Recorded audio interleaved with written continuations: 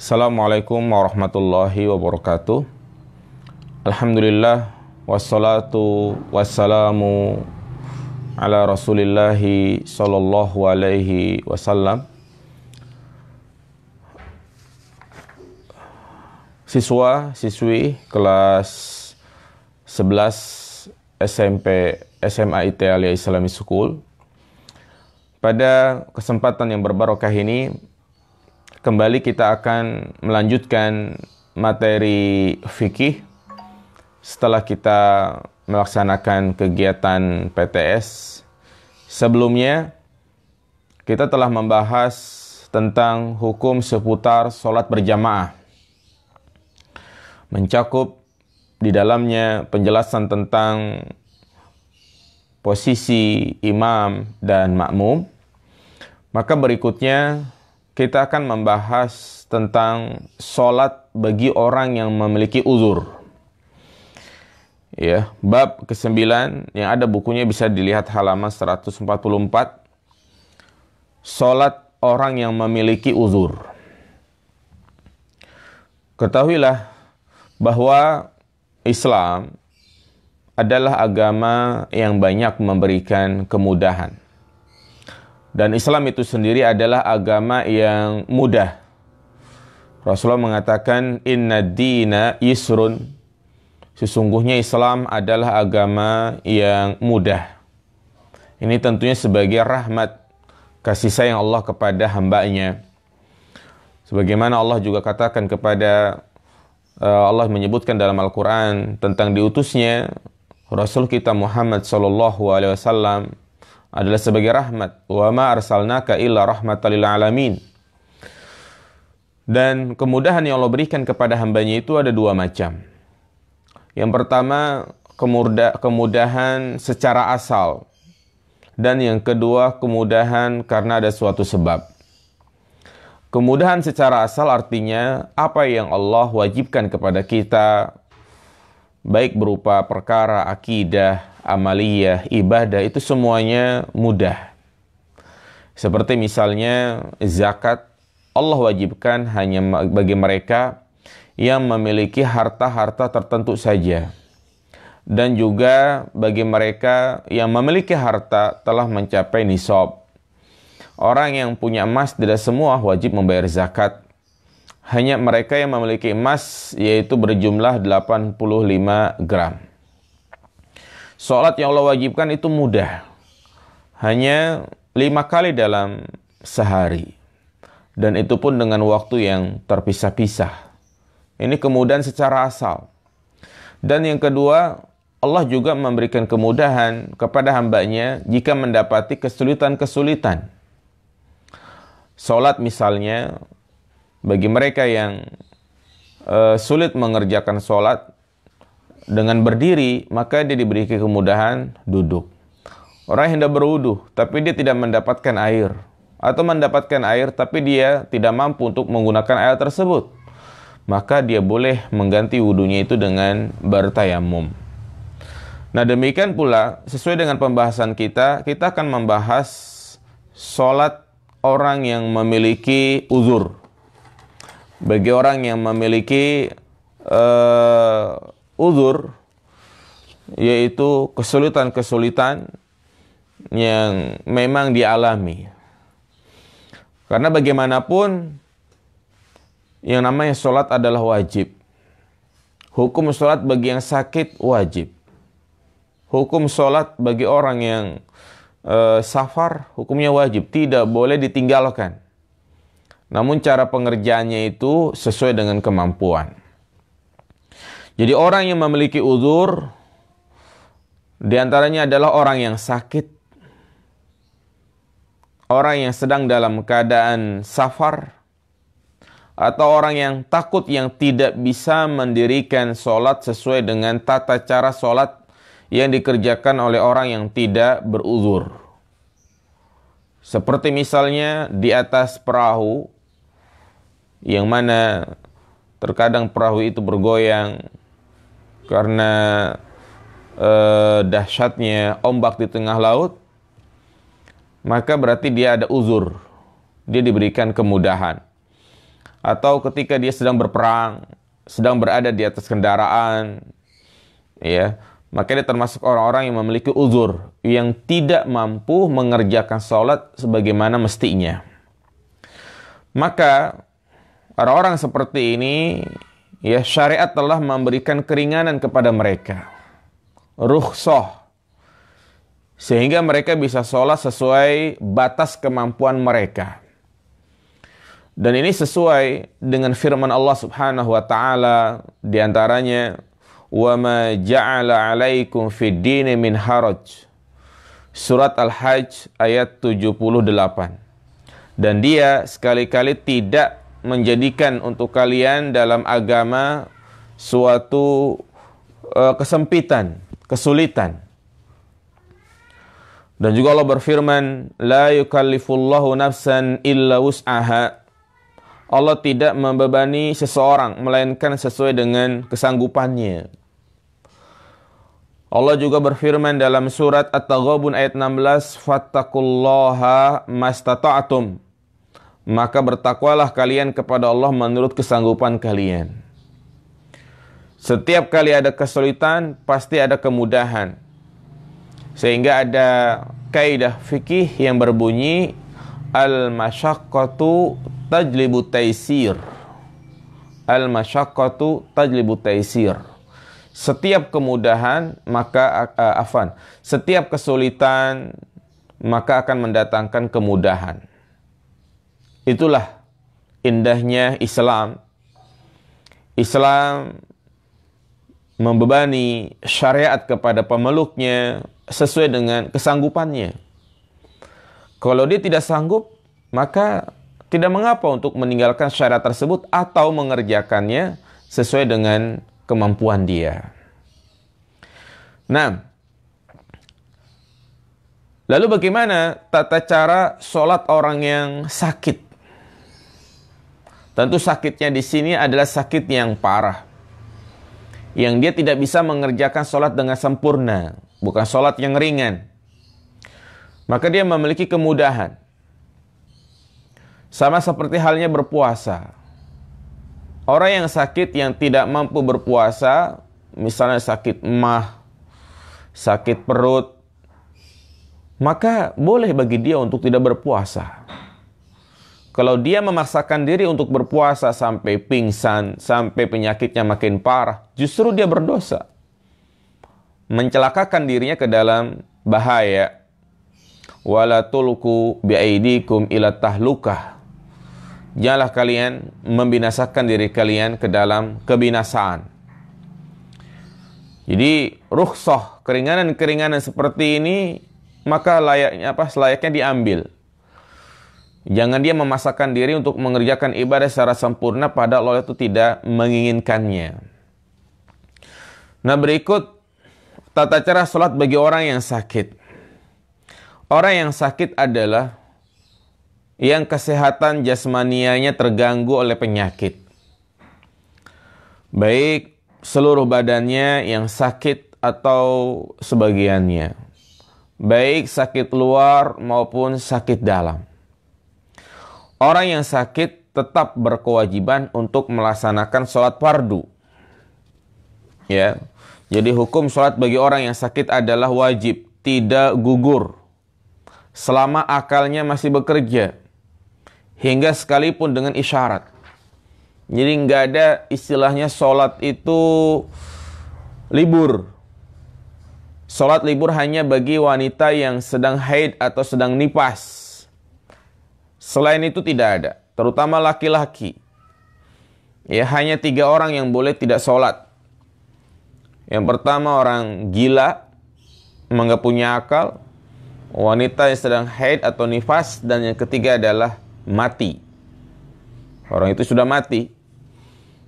Makanya kalau ada orang yang tidak sholat, dia masih hidup, haid juga tidak, berarti yang pertama kemungkinan gila. Wajib sholat itu. Makanya Rasulullah SAW sebelum beliau meninggal, beliau mengatakan as-sholat, as-sholat, as-sholat. Wajib bagi kalian untuk menjaga sholat. Wajib atas kalian untuk menjaga sholat. Jadi nggak ada istilahnya meninggalkan sholat. Ya. Dan jadikan sholat ini nomor satu.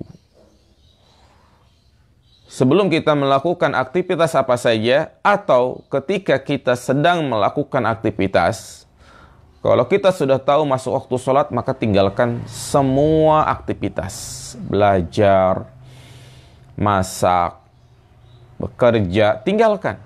Dia harus mendahulukan hak Allah Subhanahu wa ta'ala. Hati-hati yang masih suka meninggalkan sholat. Apalagi dengan dia mendengarkan materi seperti ini, hatinya itu tidak tersentuh. Maka dia adalah orang-orang yang hatinya itu mati. Ya Allah memberikan ancaman yang sangat keras. Rasulullah mengatakan, al-ahdu bainana wa bainahum as-sholah. Faman tarakaha faqad kafar. Pembatas antara kita dan orang-orang kafir adalah sholat.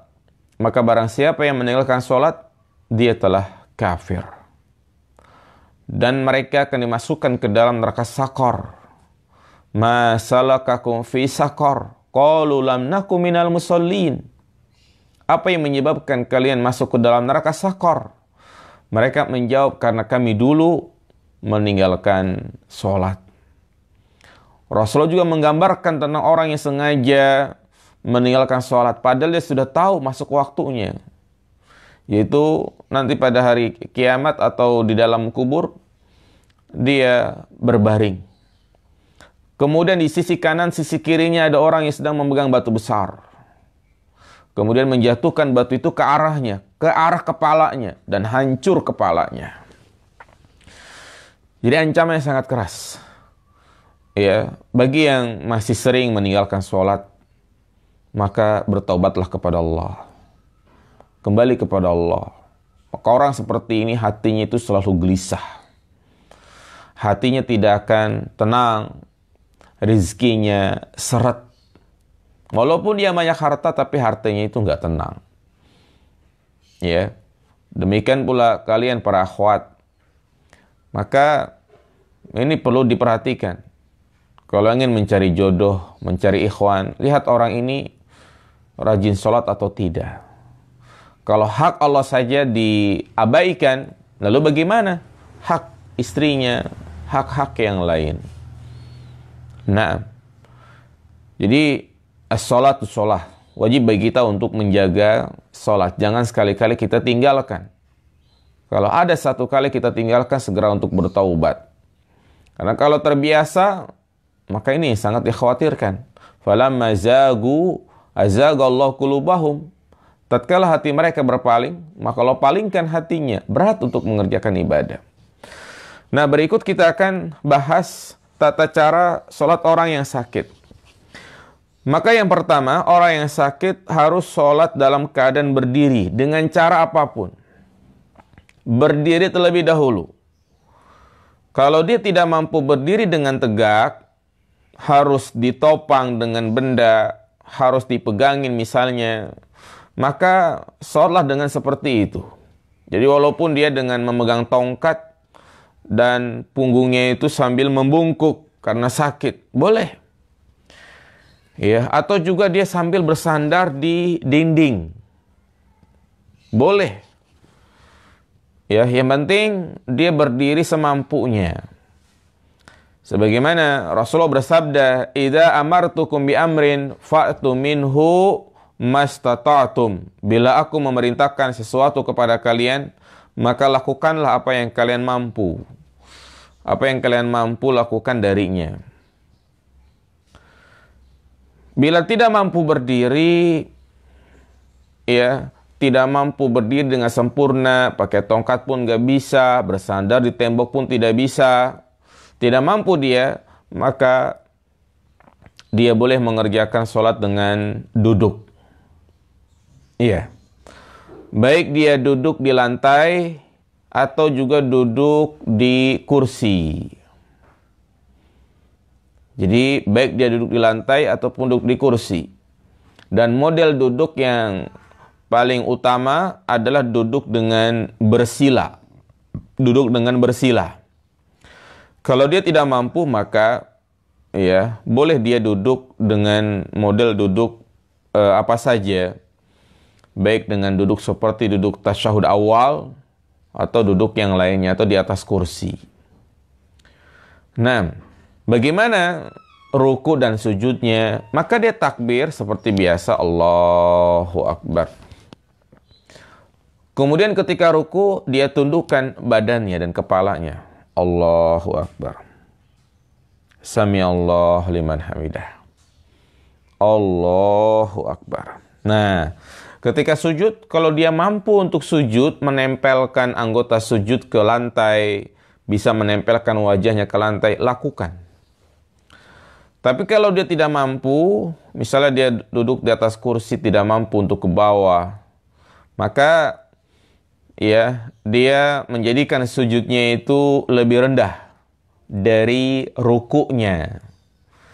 Jadi menjadikan sujudnya itu lebih rendah dari rukuknya. Nah, jadi duduk. Tidak mampu duduk, ya, duduk tidak mampu, baik duduk di atas kursi, duduk di lantai, tidak mampu, maka dia sholat dengan berbaring. Dan berbaring pun memiliki urutan.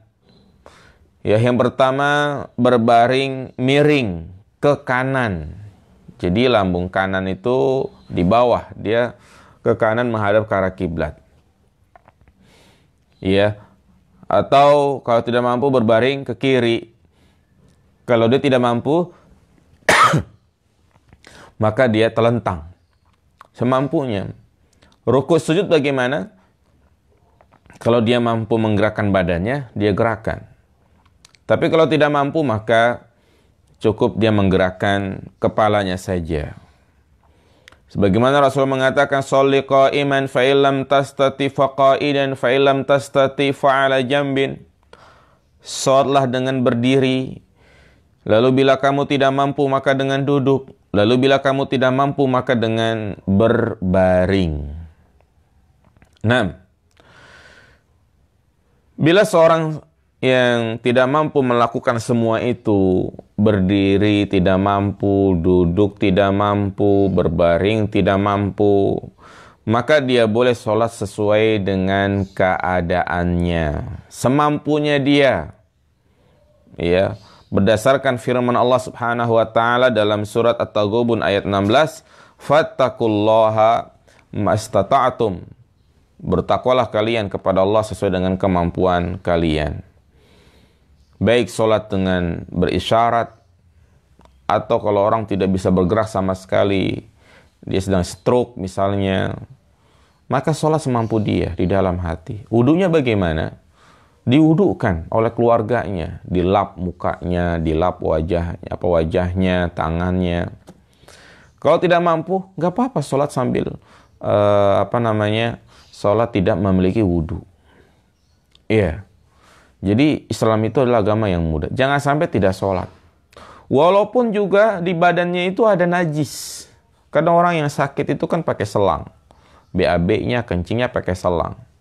Ya, dan mungkin kasurnya itu bau pesing. Maka sholat semampunya. Justru ini keadaan-keadaan yang kita itu harus lebih dekat kepada Allah Subhanahu wa taala, bersabar. Kadang keadaan seperti ini orang itu kufur nikmat, lupa dengan nikmat-nikmat yang Allah berikan kepadanya. Enggak sadar kalau Allah sedang memberikan ujian kepada dia. Ya, ada orang, ngapain sholat? Allah udah enggak sayang lagi sama saya. Allah banyak memberikan musibah, ujian. Berarti Allah udah enggak sayang. Percuma saya sholat. Sholat juga enggak bikin kaya. Sholat enggak menyembuhkan penyakit. Nah, itu. Orang seperti ini kalau dia meninggal dunia, naudzubillah, bisa masuk neraka.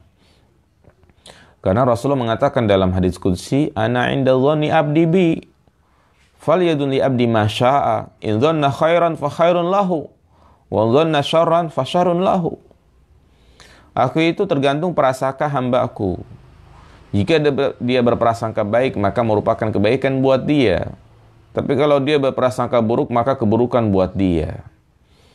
Maka hati-hati tatkala kita sedang sakit. kita sedang diuji oleh Allah Subhanahu wa taala yang harus kita hadapi dengan kesabaran. Dan memang kita hidup di dunia harus siap untuk diuji. Tidak ada manusia yang hidup di muka bumi ini yang tidak diuji. Apalagi kita yang menyatakan diri beriman kepada Allah Subhanahu wa taala. Alif Lam Mim. Ahasiban nasu ayutraku ayaqulu amanna wa hum la yuftanun. Apakah manusia mengira ketika mereka menyatakan diri beriman kepada Allah mereka tidak diuji? Pasti diuji dengan ujian yang bermacam-macam, di antaranya adalah sakit. Maka hendaklah kita selalu berbaik sangka kepada Allah Subhanahu wa taala dalam keadaan apa saja. Ya, banyak orang-orang yang seperti itu. Ketika sakit nggak sholat. Ya, was-was, merasa saya banyak najisnya, nggak sah sholat. Nah, kalau dia meninggal saat itu, ini meninggal dalam keadaan sul khotimah. Karena itu tatkala kita menjenguk orang yang sakit, ada saudara, keluarga yang sakit, maka yang perlu kita arahkan adalah untuk mengerjakan sholat. Ya, untuk mengerjakan sholat. Sampai betul-betul ajalnya dicabut oleh Allah Subhanahu wa taala. Nyawanya dicabut. Ya, orang sakit yang sholat dengan duduk itu memberikan isyarat dalam ruku dan sujudnya dengan isyarat kepalanya, menjadikan sujudnya lebih rendah daripada rukunya. Lalu bila dia tidak mampu memberikan isyarat dengan kepalanya, maka dengan dua matanya. Mungkin itu dulu materi yang bisa saya sampaikan. Insya Allah pada pertemuan yang akan datang kita akan bahas masalah jama qashar. Untuk saat ini kita bahas sholat orang yang memiliki uzur. Subhanakallahumma bihamdika asyhadu an la ilaha illa anta astaghfiruka wa atubu ilaik. Assalamualaikum warahmatullahi wabarakatuh.